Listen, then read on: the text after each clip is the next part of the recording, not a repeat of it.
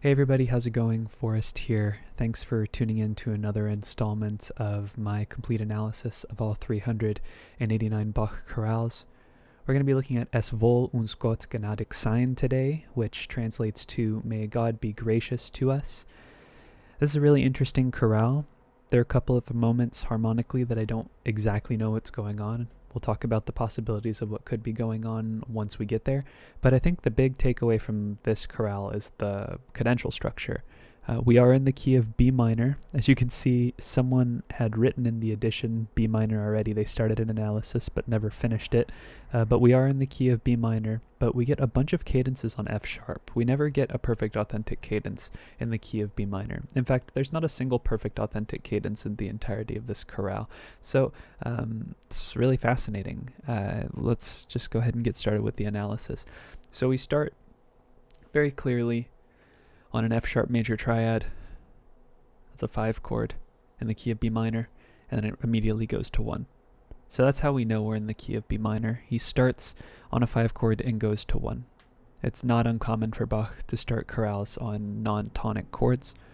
We then immediately go to a D major triad in second inversion as part of a passing. This would be a passing 6-4. That would be the textbook definition, or actually this C is the non-chord tone, that D is the chord tone. Really interesting here where he plays with this idea that this C sharp right here, it kind of looks like he goes 5, 1, 5, but minor quality 5 this time because of the A natural. However, I believe that this C right here is an accented non-chord tone. It's really the D that we're looking at here. So 3, 6, 4, and then we immediately go to G, E, G, B. It's an E minor triad in first inversion, a 4-6 chord. Then we get F sharp, A, C sharp. I would be tempted to call that 5 again, but I'm going to call this C sharp an accented non-chord tone. We have some imitation in between the tenor and the soprano. That's what I think of it as, but you know, there is an argument to be made here suggesting that this is actually a 5 minor chord because it's happening on the downbeat, but we're going to call it 3-6. Then we have E, B, G, E. That's an E minor triad again, but this time we're in root position. Passing tone in the tenor there. Then we have D, D, F sharp, and F sharp. This would be kind of an ambiguous chord. I do think this is just another 3 chord, but this time it's in root position. One might even say that, you could maybe even analyze this whole section as being in the key of D major. There is no dominant, really. So I don't know. I really do think that he's just alternating between 3 and 4 here. As you see, we kind of invert the 3 from 6-4 to root position, and then we invert the 4 from first inversion to root position. So I think that there's some sort of pattern going on here. The harmonic structure of this chorale emphasizes the dominant a lot anyways, so I'm not expecting it to really function as conventionally as the other chorales have, at least the more conventional ones have been. Maybe there are even some elements of modality in here, who knows. But then we have C sharp, E, A sharp, E. That's a 7 chord, a C sharp diminished triad, an A sharp diminished triad, my apologies, in first inversion. Then we have B, F sharp, B, D. That is a B minor triad in root position. And then we get a half cadence on 5. Our first cadence is a half cadence. That's not super uncommon, but the fact that the end of the phrase also ends on a half cadence is what is kind of fascinating. So now we get an inversion of the same chord. The voices sort of rotate and it's respelled. So no need to re-Roman numeral the analysis, but the figure base does change from root position to 6-5, as this is a dominant 7 chord with the A sharp in the bass, the third of the chord. Then we have B, F sharp, B, and D. That's a 1 chord in root position, passing 7th in the alto. And then we get E, E, G, and C sharp. That's a C sharp diminished triad in first inversion, or a 2-6 chord. Then we get F sharp, D, A, D. That's a D major triad over F sharp, or a 3-chord in first inversion. Then we get G, D, G, B. That's a G major triad, or a 6-chord in root position. Then we get C sharp, E, E, A natural. That could be considered 7, but I'm going to call it 5/6 of 3, as it is the dominant of the chord that's following it. D, A, D, F sharp. It goes immediately to 3. We get many passing tones in the 3 upper voices. And then we get D sharp, C, F sharp, A. That is a D sharp fully diminished triad, fully diminished 7th, and that would be 7, 7, 4, as D sharp is the leading tone to E, and we would expect E to be after that. E, B, E, G natural, that is a 4-chord and E minor triad in root position, and then we cadence on F sharp major, or 5-chord. Okay, so that phrase repeats again, and then we get ready for another half cadence and F sharp. You might be tempted to think that, well, we get pretty much the same chord afterwards, where we get A natural now as opposed to A sharp. So I really don't think there's any way around this. 5 minor chords aren't super associated with the tonal period, because tonal music is really defined by the leading tone. Like, it's a huge part of its identity. The leading tone helps give chord progressions trajectory as it makes the dominant dominant.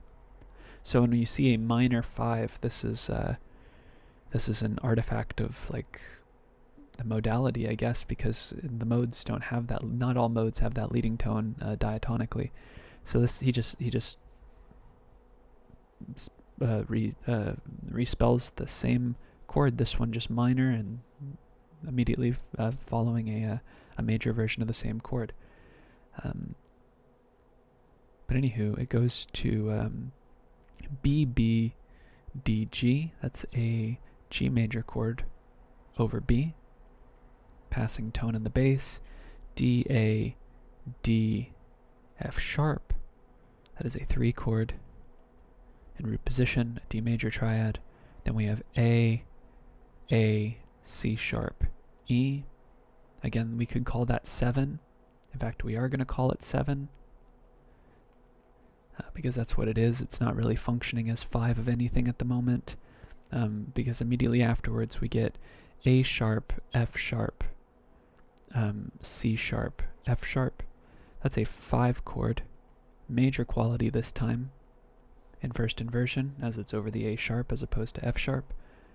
And then we have B, F sharp, and D. That's a 1-chord, just a B minor triad. Passing tone in the alto. And then we get G, B, D, G, B, B. The tenor and the alto are singing the same pitch, E. That is an E minor triad over G, or in other words, a 4/6 chord. And then we have a cadence on 5. Okay, good. So 3 half cadences in a row, really fascinating. Definitely the most interesting cadential structure that we've seen thus far, which is really neat. And then we're just going to keep moving on. So this 5, just the bass leaps up and we get some vocal exchange. The A sharp is held this time as opposed to getting A natural immediately afterwards, which is what we saw in the previous cadence. Then we have B, F sharp, and D. That's just a 1-chord. Passing tone in the alto. Then we get C sharp, E, A sharp, and C. This is an A sharp diminished triad in first inversion, or 7/6. Then we get D, F sharp, and B. That's a B minor triad in first inversion. Then we get the same chord that we had on the previous beat, just a 7/6. We have some passing tones here, which would spell a kind of like a very brief 1-chord, B, D, D, or B and D. It's not really a complete chord. There's no 5th, and the 3rd is doubled, but Bach has been unconventional with the way that he's doubled his notes. Definitely against the note doubling conventions that I learned when I was taking harmony classes. So I don't know. I mean, I'm going to call it a passing 1 there, just because all the voices are moving at the same time as opposed to only a couple. Then we have A sharp, C sharp, C sharp, E. That's just a 7 chord in root position, just an A diminished triad. And we leap down to F sharp here, which kind of makes it look like a 5 chord ish. Maybe 5/7 is going on here, very briefly. And then we get B, F sharp, and D, just to a 1 chord, before we cadence again, and a half cadence on 5. So we've gotten 5 half cadences in a row. It makes me feel like, are we really in the key of B minor, or are we in the key of sort of like F sharp? What would it be? I don't know what the fifth mode. Oh no, I'm forgetting the names of the. I'm forgetting the names of the modes of the melodic minor scale. So, F sharp. Well, no, it wouldn't even be a mode of the melodic minor. Well, we have F sharp and A sharp. It would be F sharp, G, A sharp, B, C sharp. I guess it would be like F sharp, Phrygian-ish, kind of like F sharp Phrygian-ish. Yeah. But what would keep it from being truly Phrygian is the fact that we get some G sharps in there because it's melodic minor. So we'd get like F sharp, G sharp, and then we'd also get A sharp, and then B, and then we get C sharp, but we get D natural, and then we'd get E, and then F sharp. So it's like a major scale with a flat 6. It's like a mixolydian with a flat 6. That's what it would be. That would be kind of interesting. That's kind of like what it feels like right now with all the attention that F sharp is getting, but the way that I hear this with my tonal ear, it sounds more like a half cadence. Like when I'm trying to find the tonic when we're at a cadence and I pause the crown, I'm listening, I'm hearing B as the tonic. It sounds like the chord that we arrived at the cadence. It sounds more dominant than it does tonic. And I think it's just because of the way that the progression works. It's that it's being preceded by, like, you know, something that's functioning like a tonic, and then it ends on the dominant. So if he had modulated to F sharp, I think the music would sound more like a modulation. But this still sounds very tonal. All right, so then we get D sharp, B, A, and F. That is a 5. That's a B7 chord. That would be 5 of 4. 6, 5 of 4 to be more specific. But we're getting ready for a cadence in D major. This is an imperfect authentic cadence because D major is relative to B minor, so it's a logical key to go to. I do think, however, the modulation happens soon. We'll see where it happens. I think it happens in and around here, but I think an argument can be made that it's happening around here as well. We get E, B, G sharp, and E. That's interesting. So instead of going to 4, we go to 5 of 7. No, I don't think that makes much sense. Maybe the modulation happens earlier than I thought.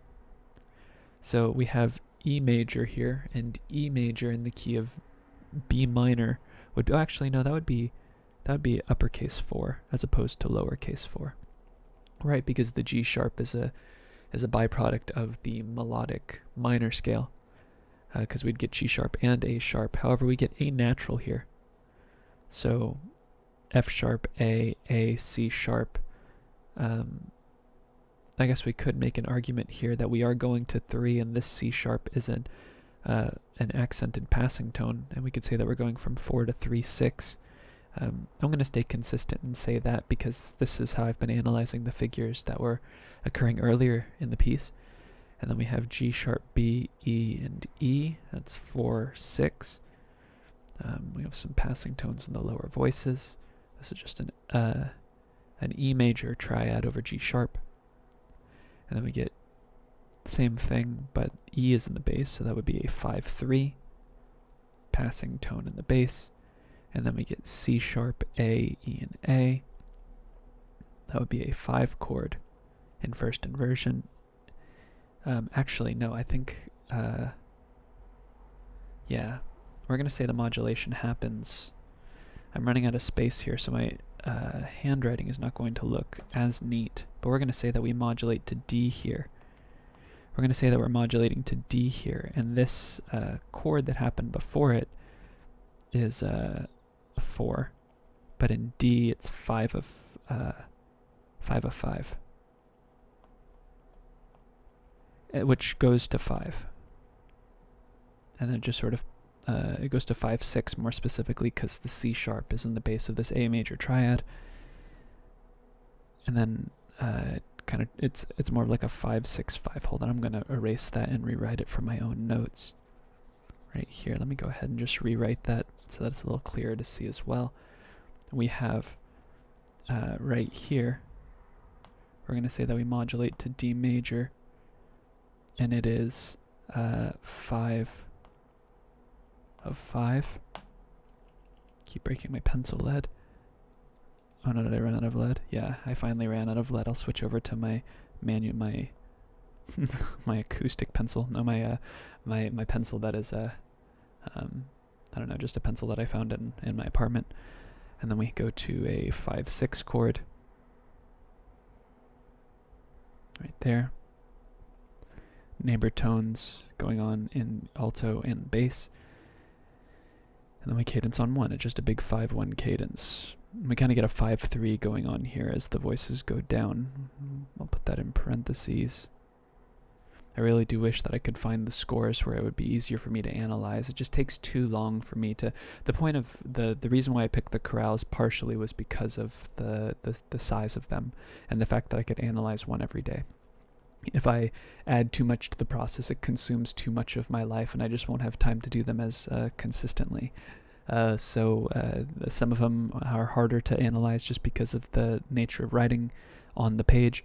Others are easier to analyze because they occupy the bottom of the page, or they have enough real estate on the page. So it's just a byproduct of whatever I'm dealt as I'm looking through them in the order that they've been published in the book. So now we're looking for a modulation to E major, as it happens at some point,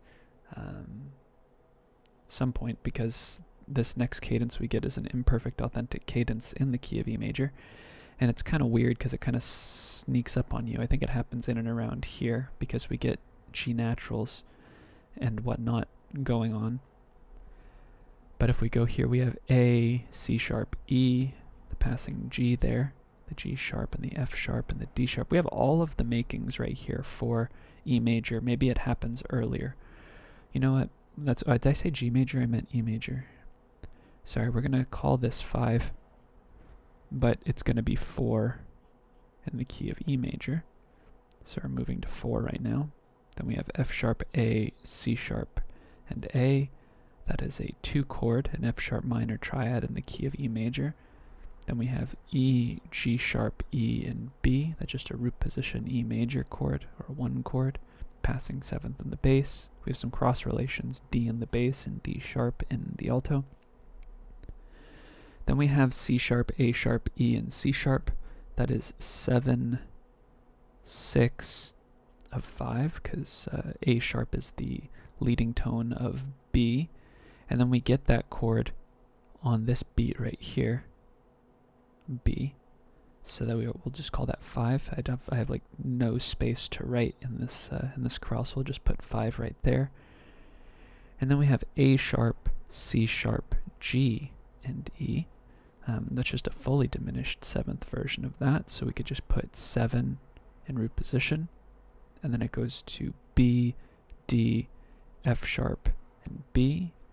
With the C right here is a suspension, part of a 9/8 suspension. We're just going to call that 5, because that's all it is. This B major triad in this context is 5, and then we have C sharp, E, A, C sharp. That is 4. That's interesting. Is this not an it's not an imperfect authentic cadence. My apologies. It is a plagal cadence. It's 5/4, C sharp, E, A, C sharp. Yeah, 1. That's why it sounds that way. I was like, it does sound kind of like a weak imperfect authentic cadence, but no, it's because it's a plagal cadence. It goes 5/4/1, not 4/5/1.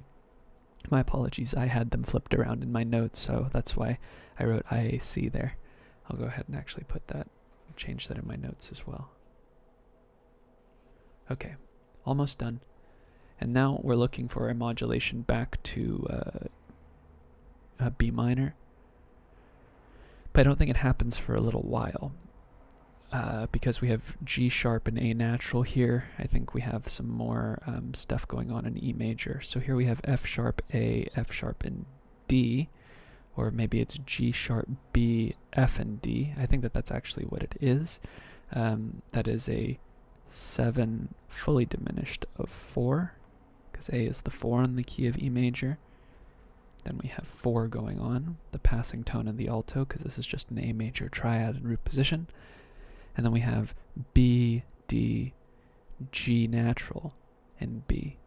It's kind of interesting. I don't really know exactly what to call this chord, as maybe this A is a modulation point, and this A could be considered 7 in the key of B minor, and by this point when we get to G, this G major chord over B is actually 3-6, or rather, not 3-6, my apologies, 6-6. And then once we have 6-6 here, we're pretty much in the clear for B minor. D, F sharp, and A. So 6 going to 3, that's just a D major triad in root position. Some passing tones in the upper voices. Then we get D, A, F sharp again, and D. That's just the same chord, but the chord is respelled. And then we get the most interesting chord, I think, in the entire chorale. We get C, A, E, and A. I don't know what to make of this chord. It's an A minor triad in the key of B major. So that if you take a B minor chord, or a B minor scale, and you try and fit an A minor in it, the only way you get it is if you are in Phrygian mode. So I think what's going on here is this C right here is Phrygian mode. So I think Phrygian is going on here because it's D, C natural, B, A sharp, B, F sharp. This is clearly a half cadence again. We're clearly cadencing on 5. We definitely have a 1 chord right before it, B, B, D, and F sharp. And then we have A sharp, C sharp, E, and F. We have a 5 chord in, or a 5-7 chord in first inversion, a 5-6-5 there. And then we have B, B, B, E, G. That's a 4. That's an E minor triad in second inversion here. And this C, I don't know why there's a C natural here. I think it's just, it sounds strange in the chorale. I had to slow it down a great deal. I really don't know what's going on here. I think Phrygian is going on, as the quality of this chord is minor. Even if we look at this A right here, if we go C, B, G, E, or the C natural really throws a wrench in everything, because it's just an A minor triad, and an A minor triad in the key of B minor is just a 7 minor. That's all it is. And I think it's a byproduct of the fact that we are thinking in maybe a Phrygian voice leading thing going on. But there's also this idea that it's kind of like a Neapolitan-ish, because the C would be the flat 2 in this case. But the quality of the chord is not, it's not a flat 2 triad, it's not a C major triad, because this A is in 2 voices. The A is what's being doubled, A, C natural, and E. Whether it's an editing, I don't know. I think at this point, I think it's just counterpoint. And that's really the best way to explain it, is that it's just counterpoint. But where the C natural comes from, I think that he's treating the B minor kind of like Phrygian in this moment. And it's fascinating, but there's no real way to know for sure. It's really interesting that it comes at the end of the chorale, and so does the majority of the fascinating things with the Bach chorales, because the textures become so much more contrapuntal at the cadences, because the cadences are where the rhythms start to blur, and they really turn into a cadential, it's cadential counterpoint. That's really all it is. That being said, that's the analysis for today. Kind of a hairy analysis, actually, a deceptively tricky chorale to analyze. I think that there's definitely fluidity between B minor and D major, and whether a key is in, whether the piece is in one particular key at one point, or whether there are these extended tonicizations, and he's in he goes to D major for a little bit without cadencing. I don't know, but I have the consistency with my analysis is that I look ahead. If you've been watching my videos up until this point, you probably know my process. My process is I have a phrase, I look towards the end of the phrase, and I'm like, okay, what key am I in now? What key do I cadence in at the end of the phrase? If we get a cadence and then at the end of a phrase in another key, there has to be a modulation in between this point and that point. And that's really the process that I've been moving forward with. And for all intents and purposes, it's been pretty good, but you run into interesting contrapuntal chords, and sometimes you get secondary dominants or chords that don't necessarily agree with the key, and well, the modulation doesn't happen as clean of a point as I would like it to be, and it challenges my ability to analyze. But that being said, a fascinating chorale in the key of B minor with no authentic cadences on B minor. Just really spectacular. It's a really fascinating chorale. That C natural in the penultimate measure is definitely a really cool thing that Bach added in there. But that's really all I have to say about the chorale. It's interesting to analyze, and I look forward to tomorrow's analysis. Take care, everyone.